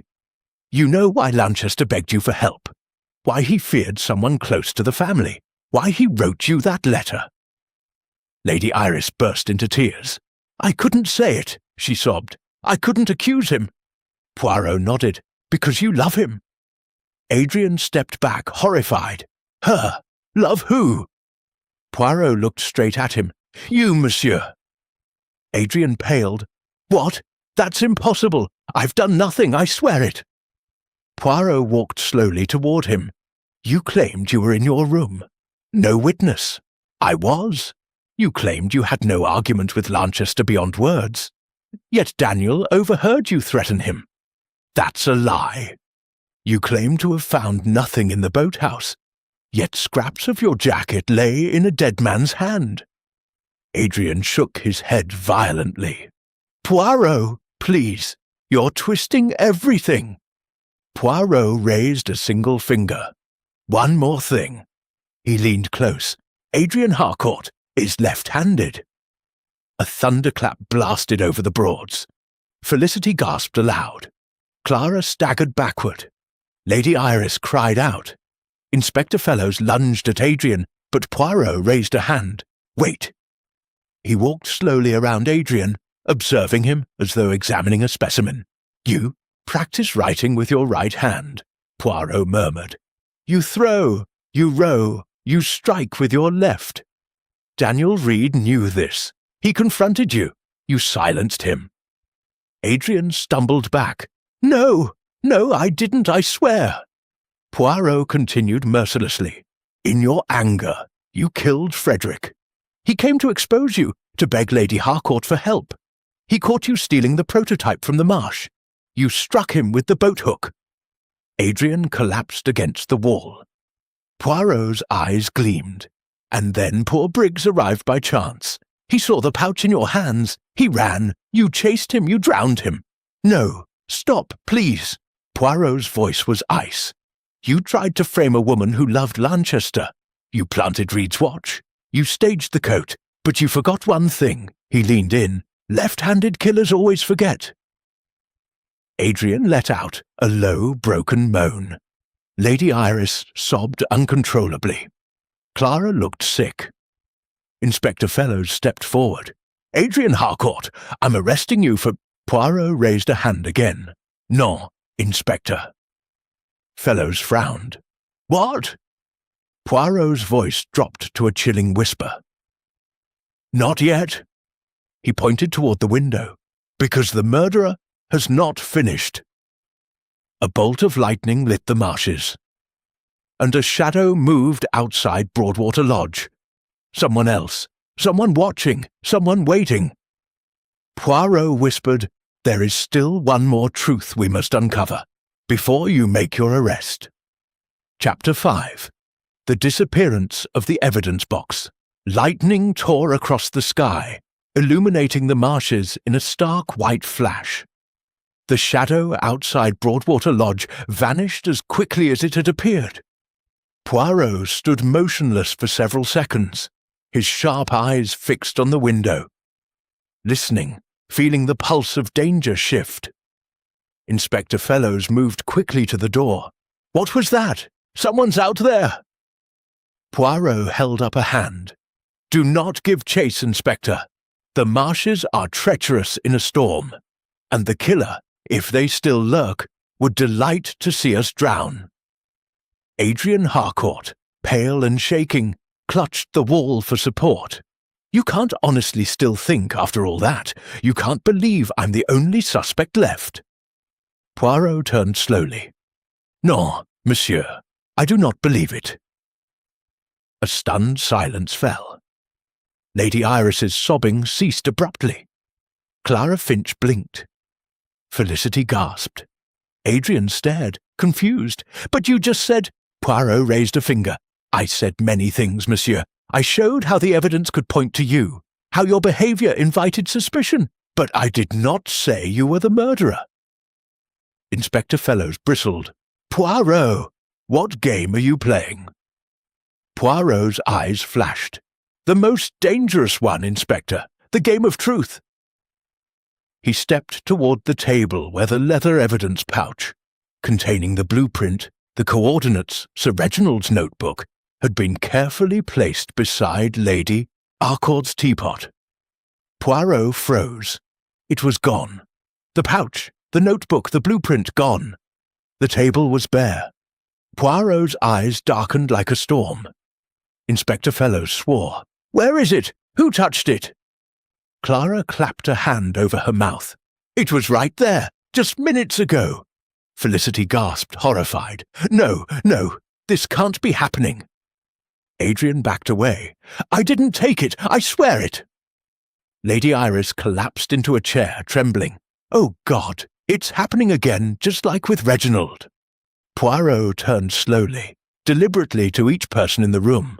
"Monsieur Fellows," he said quietly, "seal every exit. No one leaves this house." Fellows barked orders. 2 constables, who had been stationed in the hall, ran to guard doors and windows. Poirot clasped his hands behind his back. "Let us consider," he said. "The evidence box was here. We stood here. We argued here. And someone quietly stole it from under our noses." He looked around again. Someone who knew the box was our only direct link to the invention. Someone clever. Someone desperate. Clara whispered, shaking. "But who?" Everyone was looking at Felicity, or Adrian, or you. Poirot gave her a small, solemn nod. "Just so, mademoiselle, and in such moments the true thief moves like a shadow." Thunder shook the house again. Poirot reconstructs the theft. Poirot walked slowly around the drawing room, observing everything, the chairs, the angles, the shadows. When the cry was raised about the shadow outside, he said, our attention shifted. Everyone's eyes went to the window. He paused. But that would require precise timing. The thief counted on distraction. He knelt where the box had been. "Look here, a small droplet of water. Another here. The thief was wet when they took the pouch." Inspector Fellows frowned. "But everyone was wet. We've all been out in the marsh today." Poirot shook his head. "No, Inspector. This water is warm." He touched the droplet lightly. "Rainwater is cold. Marsh water is cold. But this is warm." Clara leaned forward. "What does that mean?" Poirot straightened. "It means the thief came from inside the house. A hot hallway. A warm hand. Not from the storm." Adrian blinked. "So, the thief never left the lodge at all?" Poirot nodded. "And so, mes amis, we ask, who could move silently? Who was close enough to reach the pouch unnoticed? And who is clever enough to manipulate the chaos?" He let the question hang. Felicity whispered, "Whoever it is, they're still here." Poirot nodded grimly. "Yes, mademoiselle, and they are listening." A new suspect emerges. Poirot walked toward the window where the shadow had appeared. "Monsieur Fellows," he said, "your constables, were they all inside the hallway while we were here?" "Yes," Fellows replied. "I told them to hold the entrance. No one came in." Poirot smiled coldly. "Exactly." He turned toward the hallway. Inspector Fellows frowned. What are you suggesting?" Poirot's voice hardened. That the shadow outside was a decoy, a deliberate distraction, meant to draw us to the storm. Clara's eyes widened. So the thief staged the shadow, even if they weren't actually outside. Poirot nodded. Yes. They counted on lightning to conceal their identity. Felicity wiped her tears. But who would plan something so clever? Poirot suddenly walked toward the fireplace. Lady Iris stood there, trembling. Poirot studied her face. "Madam," he said gently, "you spoke earlier of protecting the family, protecting Reginald's legacy. You lied to protect someone you loved." Lady Iris sobbed. "Poirot, please, don't make me say it. I will not force you," Poirot said softly, "but I shall tell you this. You did not steal the pouch." Inspector Fellows stared. "Are you sure?" Poirot nodded. "Yes, because Lady Iris's shoes are still soaked. She has not moved, and she is shaking too violently to have done anything with stealth." Lady Iris collapsed into tears. Poirot turned, and his gaze landed on Clara Finch. Clara's eyes widened, startled. "Me! But I... Poirot studied her carefully. "You are honest, mademoiselle, but you are frightened, and you are observant." He stepped closer. "You arrived at every scene. You saw the figure collapsing. You found the body of Briggs. You heard arguments no one else noticed. You saw details in the dark that others missed." Clara shook her head violently. "No, Poirot, please, you're mistaken." Poirot's eyes glinted. "I am not accusing. I am merely noting you see everything." Clara's breath came fast and shallow. Then he turned, slowly, very slowly, his gaze falling upon Inspector Fellows. Fellows blinked. "Poirot, what are you looking at me for?" Poirot walked toward him. "Monsieur l'Inspecteur, you were closest to the box. You were nearest the door, and you alone had constables under your command. You could have signaled them to look away." Fellows stiffened. "That's outrageous." Poirot lifted a brow. "And now you are sweating, despite the cold." The room went silent. The realization hit Poirot suddenly turned from Fellows and walked toward Adrian Harcourt. Adrian's breath caught. Poirot spoke softly, almost kindly. "You begged us to believe you, but guilt or innocence does not fear the truth." He stepped closer. "But you, monsieur, you fear the truth as though it were death itself."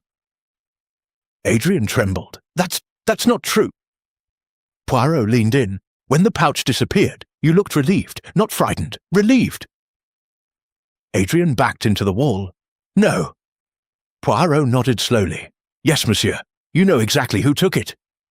Adrian shook his head. No, you know who the murderer is." Adrian's knees nearly buckled. Poirot whispered, "Because the murderer is someone you have been protecting." Lady Iris gasped. "No, please, no." Clara stared. Felicity covered her mouth.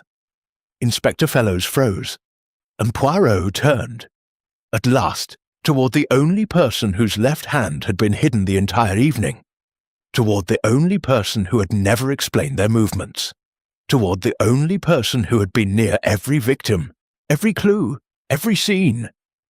Felicity Grey. Felicity's face went white. "Poirot! Please, don't!" Poirot stepped closer, voice low and deadly calm.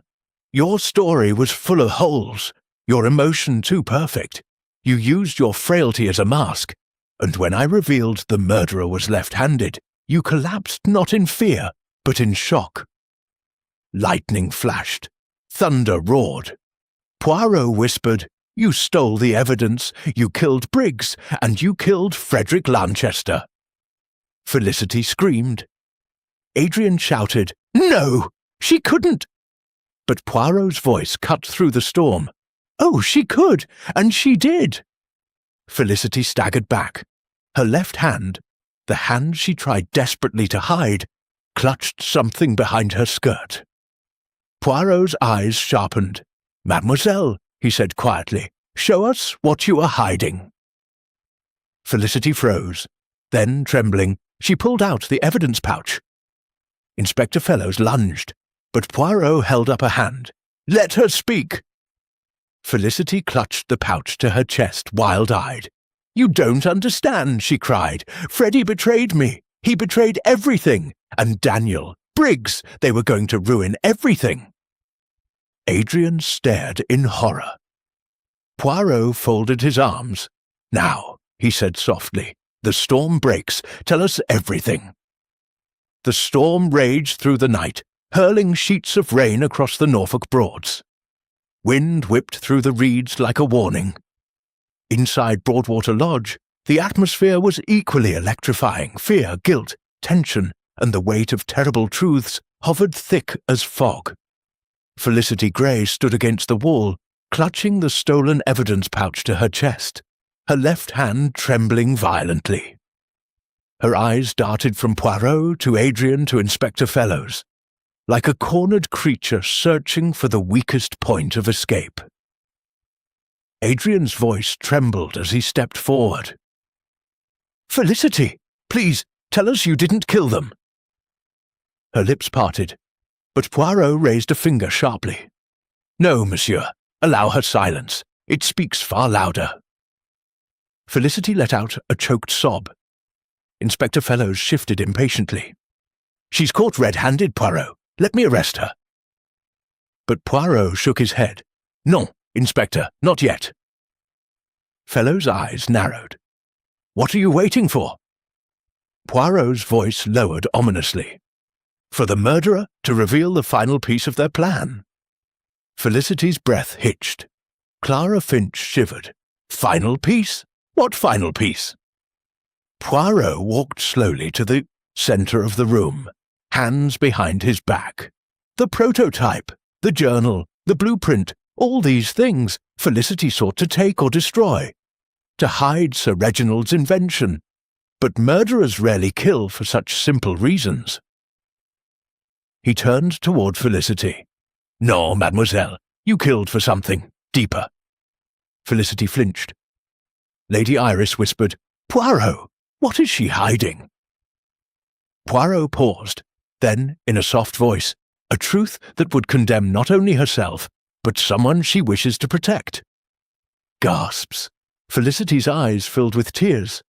Adrian looked stricken. "Protect who?" Poirot fixed his gaze upon Adrian. "You!" Adrian staggered backward, gripping the table for support. "Poirot, what are you saying?" Poirot spoke gently. "I am saying what you already know, monsieur. She would do anything, anything at all, to protect you." Felicity burst into sobs. "No, please, don't." Poirot's gaze sharpened. "You did not act alone, mademoiselle. You are a careful woman, a fearful one, but not a strong one. Daniel Reed was young and powerful. Briggs was bulky. Frederick Lanchester was tall. You could not have overpowered them physically." Inspector Fellows straightened. "Then she had an accomplice." Poirot nodded. "Just so." He turned to Felicity. "And that accomplice, a man, was the one who delivered the fatal blows.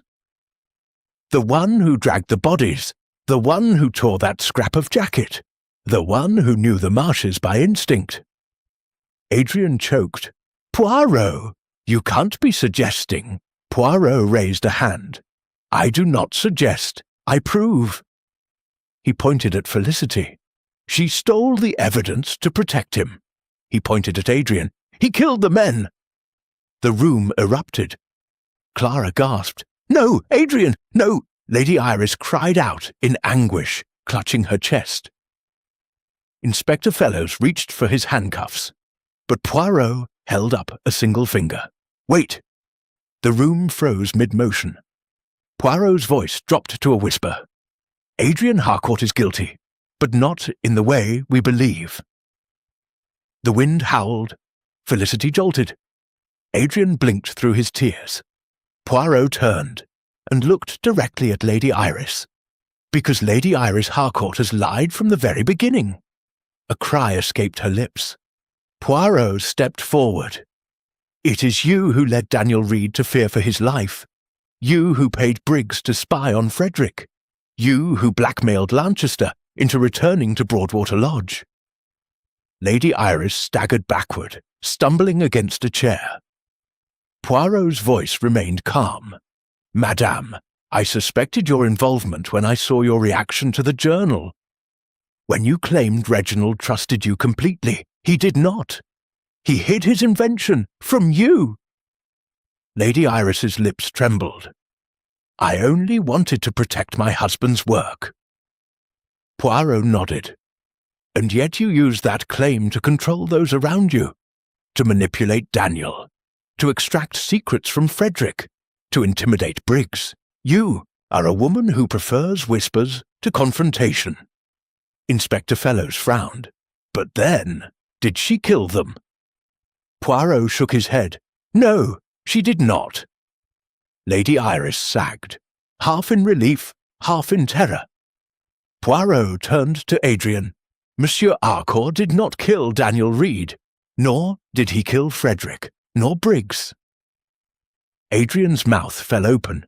"But you said—" Poirot held up a finger. "I said you were protecting the murderer, not that you were the murderer." Adrian blinked. Felicity cried, "Poirot, please, just say it." Poirot did, softly, calmly, terrifyingly. "The murderer is the one person whose alibi I never had to test, the one person who was conveniently present at every turn, who announced each death as though witnessing it, who discovered clues too easily, whose fear was too rehearsed." He turned slowly. Every head followed his gaze, toward the trembling, wide-eyed woman standing near the fireplace. "Clara Finch." Clara stumbled. "No, Poirot! No, please!" Poirot raised his hand. "You, mademoiselle, know the Broads better than anyone. You work at the marina. You navigate the waters with ease. You move silently." Clara shook her head violently. "You were always first to find the bodies," Poirot continued. "You were always nearby when something went wrong. You saw things others could not, and always you arrived trembling, breathless, frightened, too frightened." Clara backed away. Felicity gasped. "Clara!" Adrian whispered. "No!" Poirot stepped closer. "And you are left-handed." Clara froze. Her left hand, clutching the embroidered edge of her cardigan, twitched involuntarily. Poirot whispered, "I saw you sign your name at the Marina Ledger when we arrived, a flourish, perfectly controlled, with your left hand." Clara burst into tears. "Poirot! I—" Poirot continued relentlessly. "You killed Daniel Reed when he discovered Sir Reginald's hiding place. You killed Lanchester because he was about to expose your involvement in theft. You killed Briggs when he stumbled across you hiding the evidence pouch, and then," he pointed to the window, "you attempted to frame Felicity, to implicate Adrian, to cast suspicion everywhere but yourself." Inspector Fellows shouted, "That's it! She's under arrest!" But Poirot raised a hand a final time. "Not yet!" The thunder roared. Poirot leaned in. "Because Clara Finch was not working alone!" Clara screamed. Lady Iris clutched her throat. Adrian swayed. Felicity sobbed. Inspector Fellows froze. What do you mean? Not alone? Who else?" Poirot's face grew grave, deadly serious. "The murderer's partner is still out there, watching, waiting." He pointed toward the rattling window. "To retrieve the prototype." A dark silhouette flickered outside, again, closer this time. Poirot whispered, "We are not dealing with one murderer, but two." Lightning cracked. The house plunged into darkness. The trap was ready. Poirot's voice echoed through the blackness. "And tonight we catch them both." Chapter 6. The Murderer in the Lantern Light. The storm extinguished the lights in an instant, plunging Broadwater Lodge into a suffocating darkness. A sharp intake of breath echoed in the drawing room. Someone cried out. Another stumbled. The wind shrieked through the cracks in the windows, rattling the glass like an omen. Poirot remained perfectly still. "Everyone," he said calmly into the blackness, "do not move." His voice was steady as granite. A lantern flickered somewhere, just a spark at first, then a wavering glow. Inspector Fellows had found a match and lit an oil lantern, its flickering beam casting long, monstrous shadows across the room. And within that trembling light, the truth began to move. Clara Finch stood frozen near the fireplace, her eyes wild, her hair plastered to her face from tears and storm winds. In her left hand, something glinted, a thin metal object, a boathook spike. Lady Iris gasped. Felicity recoiled. Inspector Fellows lunged forward, but Poirot held out a hand. "Non, Inspector, let Mademoiselle speak." Clara's voice trembled like a frayed string. You don't understand. I never meant to hurt anyone." Poirot nodded. "You meant to steal. You meant to blackmail. But murder? That was not in your nature," Clara sobbed. "It wasn't me. I didn't kill anyone. I only helped hide the evidence. I only wanted the prototype to sell, to get money, to escape this place." Poirot raised an eyebrow. "So you admit you stole the pouch?" "Yes," Clara cried. "Yes, I took it. But I swear I didn't kill Freddie, or Daniel, or Briggs. I swear it on my life." Adrian Harcourt staggered toward her. "Clara, who are you working with? Who's the other murderer?" Clara sobbed uncontrollably. I can't tell you. He'll kill me too." Poirot approached her slowly.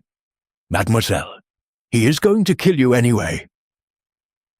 Clara collapsed to her knees, her sobbing wrenching through the drawing room. No, I didn't want this. I didn't want any of this," Felicity whispered, voice shaking. "Clara, please, tell us his name." Poirot stepped behind Clara, his voice low, deliberate, chilling. "Mademoiselle Finch is telling the truth. She stole, she hid, she deceived, but she did not kill. She's a pawn, nothing more, and the hand that moved her," he turned toward the window, "belongs to someone watching us even now." Lightning flared, blinding white. A face appeared at the window. Clara screamed. Lady Iris fainted against the settee.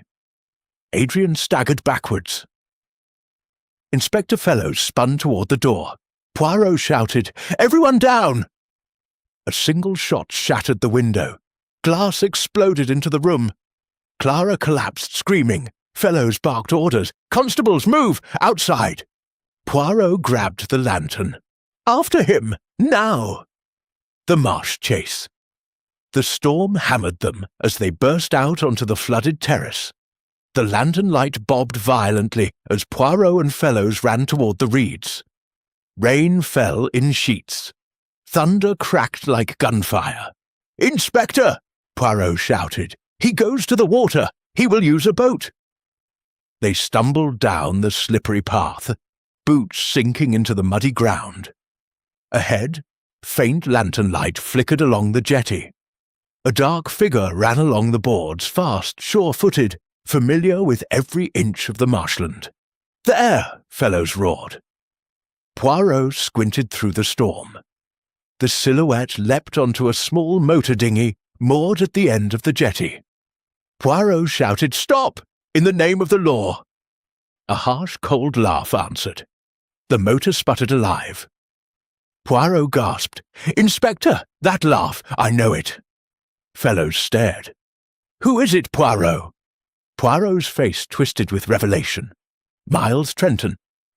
The boatman, the trusted pilot, the man who knew every hidden creek, every quiet reed bed, every escape route, the one who arrived early in the story with knowledge of Daniel's fear, the one who conveniently overheard conversations, the one who found excuses to be everywhere and nowhere, the one who had the strength and skill to overpower sailors and pilots alike. Trenton's dinghy shot away from the dock, its engine screaming over the roar of the storm. Inspector Fellows drew his revolver and fired twice. The bullets missed, the storm too wild, visibility too poor. Poirot ran to another moored boat. "Inspector, untie this, quickly!" "We're chasing him? In this weather?" "Oui, Inspector.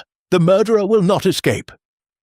They leapt onto the second dinghy, Poirot clutching the lantern, Fellows releasing the mooring rope. The engine coughed, sputtered, then roared to life. The boat lurched into the churning water. Poirot held the lantern high as waves slapped violently against the hull. Ahead, Trenton's dinghy bobbed through the reeds, weaving expertly, aided by years of knowledge. Inspector Fellows shouted over the storm, "Why him, Poirot? Why Trenton?" Poirot held tight to the lantern. "Think, Inspector. He had unrestricted access to the boathouse. He knew Sir Reginald's hiding places. He knew Lanchester's schedule. He knew Daniel Reed intimately, better than he admitted, and he was the only one strong enough to wield that boat hook as a weapon." Lightning flashed. Trenton's silhouette twisted, turning to see them. He reached for something in his boat. Poirot screamed, "Down!" Another shot rang out. The bullet whizzed over Poirot's head. "Stop him!" Fellows roared. Poirot threw the lantern. It spun through the air, flame flickering. It crashed onto the prow of Trenton's dinghy, bursting into flame. Trenton screamed as fire shot up the wooden bow. His boat skidded wildly, flame reflecting off the waves. Poirot shouted, "He must be stopped before he reaches the eastern creek. It will take him to open waters." Fellows gunned the engine. Their dinghy shot forward, closing the gap. Trenton, panicking, swerved sharply. His burning dinghy struck a submerged log. The hull split, flames hissed, water surged, the boat capsized. Trenton plunged into the black water. Poirot stood at the bow, eyes sharp. "There! To the reeds!" Inspector Fellows aimed the lantern. Trenton, soaked, coughing, pulled himself onto a muddied bank. And then he ran. Poirot and Fellows gave chase on foot, splashing through the marsh. "Stop!" Fellows bellowed. Trenton slipped, fell, staggered, and continued running. Poirot, surprisingly swift for his age, closed the distance. "Trenton!" Poirot cried over the wind. "It is over! You cannot outrun justice!" Trenton turned, face twisted with hatred. "You meddling Belgian rat!" He lunged. Poirot sidestepped. Fellows tackled Trenton. They crashed into the reeds, rolling violently. Fellows wrestled with him until the murderer was pinned face down in the mud. Poirot bent down, panting. "C'est fini!" Fellows slapped cuffs onto Trenton's wrists. "You're under arrest for the murders of Daniel Reed, Frederick Lanchester, and Arthur Briggs." Trenton spat mud. "You think I care? I would have gotten away with the prototype, with Clara's help." Poirot straightened. "Clara was merely your pawn, nothing more," Trenton snarled. "I would have killed her next." Poirot nodded solemnly. "Yes, that is why we acted tonight." Lightning struck again, much farther now, and thunder rumbled like a fading echo. Fellows hauled Trenton to his feet. "You're finished!" But Poirot's face had gone pale. Inspector Fellows noticed. "Poirot, what is it?" Poirot stared at the marsh. "That is not all. There is still one more part of the truth." Fellows frowned. "What more could there be? We caught him." Poirot shook his head slowly. "No, Inspector. Trenton is the killer, but not the mastermind." Fellows turned sharply. "What?" Poirot looked toward Broadwater Lodge, where lanterns now glowed faintly through the storm. His voice trembled with realization. Trenton killed for money, for greed, for the prototype. But everything began because someone told him where to find the hiding places. Someone who whispered, manipulated, controlled. Fellows froze. "Who?" Poirot whispered, "the one person who knew every secret Sir Reginald ever kept." Fellowes' eyes widened. "Poirot, you don't mean—" "Yes," Poirot said softly. "Lady Iris Harcourt." Fellowes gasped. Poirot looked at the storm-torn house. "Prepare yourself, Inspector. The river has claimed enough lives, but now the truth will claim hers." Chapter 7. The Final Revelation at Dawn.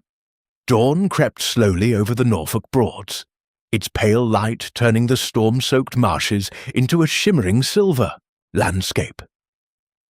The wind had calmed, the rain had eased to a whisper. The water rippled softly, as though exhausted after the night's violence. In the drawing-room of Broadwater Lodge, a heavy silence lingered. Clara Finch sat wrapped in a blanket, eyes red, knees drawn to her chest. Felicity stared vacantly at the hearth, her hands shaking. Adrian paced restlessly, running a hand through his damp hair. Inspector Fellowes spoke quietly with his constables at the door. And Lady Iris Harcourt sat rigid in the armchair, pale as morning frost. Poirot entered slowly, boots still wet from the marsh, hair neatly combed, clothes immaculate despite the night's chaos. His eyes, however, shone with a solemn finality. Inspector Fellowes approached. "We have Trenton locked in the spare room. He won't get out." Poirot nodded. He will not try. His courage leaves him when he cannot see the water. Lady Iris looked up, trembling. "Poirot, what more can you want? The murderer is caught." Poirot did not answer her directly. Instead, he looked at each person in turn. "Mademoiselle Clara, innocent of murder, but guilty of conspiracy." Clara swallowed hard. I know.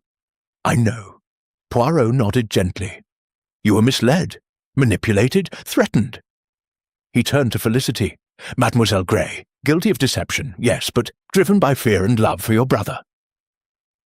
Felicity nodded tearfully.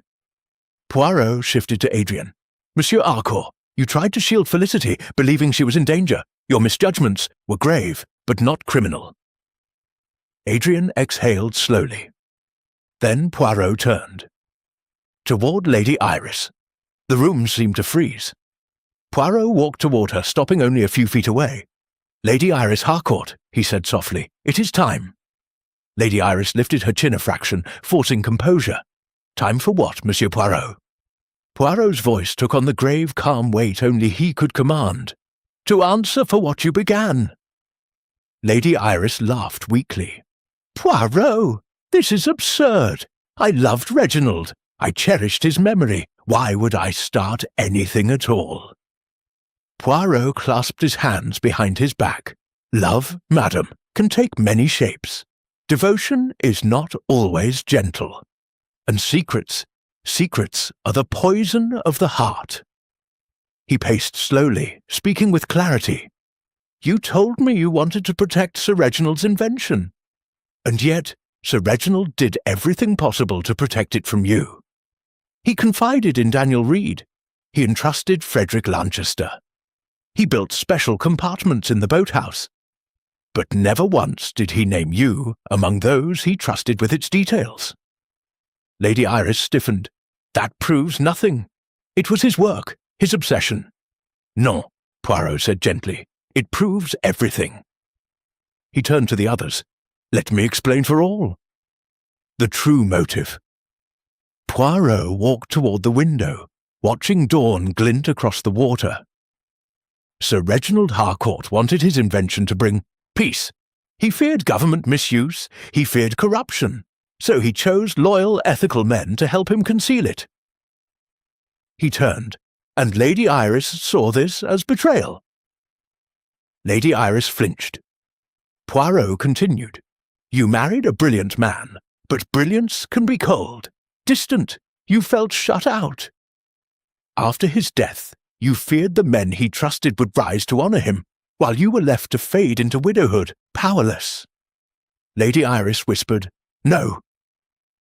Poirot raised a hand. "Your envy drove everything.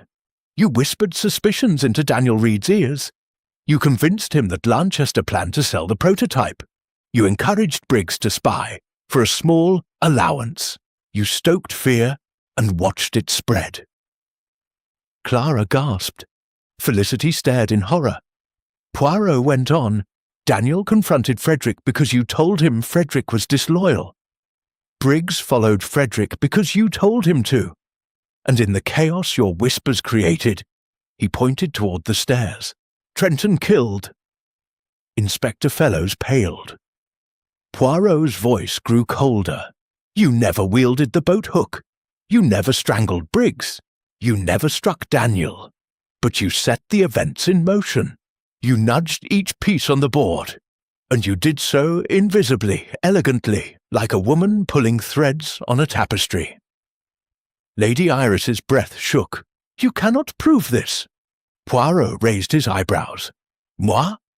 I do not need to prove. You will prove it yourself. Lady Iris's eyes widened. Poirot stepped closer. Last night, when we discovered the journal in the boathouse, you nearly fainted. She blinked. Poirot nodded. You feared it contained Sir Reginald's account of your involvement, but it did not. And yet your reaction betrayed you. He leaned forward. But the second proof came when Trenton fled tonight. You did not look surprised, not even a little. You already knew. Lady Iris shook her head in panic. No, no! Poirot's voice softened. Madam, he was your lover. A shocked silence fell over the room. Clara's mouth dropped open. Felicity gasped. Adrian stumbled back as though struck. Inspector Fellows looked stunned. Lady Iris closed her eyes, one tear falling. Poirot spoke gently now, almost kindly. It is clear. Trenton was younger, admired you, gave you the attention Sir Reginald never did. You confided in him, whispered your pains, your fears, your jealousy. You mentioned men you disliked, men you mistrusted, men you feared threatened your control. Poirot paused. You whispered names. He lifted his chin, and Trenton, lacking judgment, lacking conscience, did the rest. The confession. Lady Iris covered her face with trembling hands. Poirot continued softly. You never ordered deaths. You never intended murder.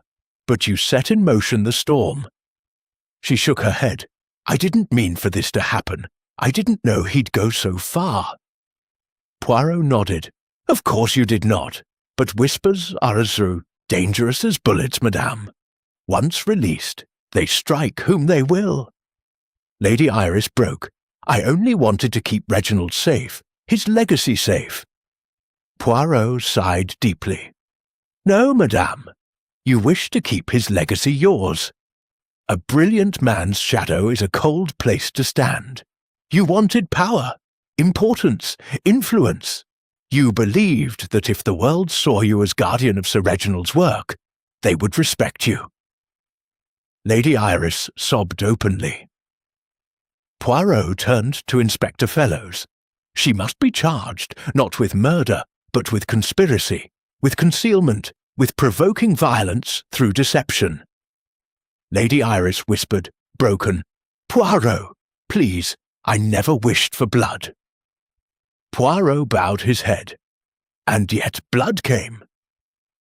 The ending Inspector Fellows gently placed cuffs on Lady Iris's wrists. Adrian looked shattered. Felicity wept quietly. Clara trembled, relieved to be free of guilt for the murders. Constables escorted Trenton out moments later, now pale, defeated, broken by the marsh he once ruled. Poirot stood at the window, watching the sun rise. Adrian approached him, voice low. Poirot, what happens to all of us now? Poirot folded his hands. You survive, he said softly. You learn, you heal, and the waters will remember nothing. Adrian's voice trembled. I don't know how to thank you. Poirot gave a faint smile. If thanks you must give, monsieur, give them to dawn. It is always the light that reveals the truth. Felicity approached next. Do you believe I can start again, Poirot? Poirot nodded warmly. Oui, mademoiselle. Even the marshland renews itself after a storm. Clara stepped forward hesitantly. I truly didn't know he would kill them. Poirot touched her shoulder gently. The law will judge your actions, not your fears. Finally, Inspector Fellows clasped Poirot's hand. You saved lives tonight. Poirot smiled. No, Inspector. I merely followed the ripples on the water. He turned one last time to the sunrise. The truth floats, he murmured, always. And thus, as the first full light of morning fell upon the Norfolk Broads, Hercule Poirot closed another case, one born of jealousy, fear, and whispers carried across the still silent marsh. A case solved not by the strength of the arm, but by the little grey cell.